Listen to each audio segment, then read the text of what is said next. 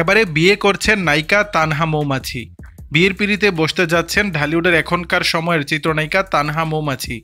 পারিবারিক আয়োজনেই তার বিয়ের সিদ্ধান্ত নেওয়া হয়েছে। শোনা যাচ্ছে শিল্পপতি রেহান খান রাজীবের একমাত্র ছেলের সঙ্গে ঘর বাঁধতে যাচ্ছেন এই অভিনেত্রী। জানা গেছে একদম রাজকীয় আয়োজনে বিয়ের অনুষ্ঠান করা হবে। ভেন্যু হিসেবে নাকি বেছে নেওয়া হয়েছে ঢাকার একটি 5 তারকা হোটেল। গত 24 মে দুই পরিবার বসে বিয়ের পাক্কা কথা সেরেছেন। বিয়ে প্রসঙ্গে গণমাধ্যমে তানহা মৌমাছি বলেন, পরিবারের পছন্দে বিয়ের সিদ্ধান্ত নিয়েছি।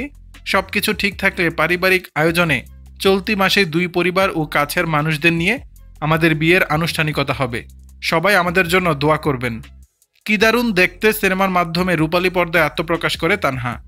এছাড়াও যে গল্পে ভালোবাসা নেই, বউ বানাবো তোকে সহ বেশ কয়েকটি সিনেমায় অভিনয় করেছেন এই নায়িকা। এছাড়াও তার মুক্তির অপেক্ষায় রয়েছে দুটি সিনেমা, একটি মন্তাজুর রহমান আকবর পরিচালিত আয়না, আর একটি রকিবুল আলম রকিব পরিচালিত ইয়েস ম্যাডাম।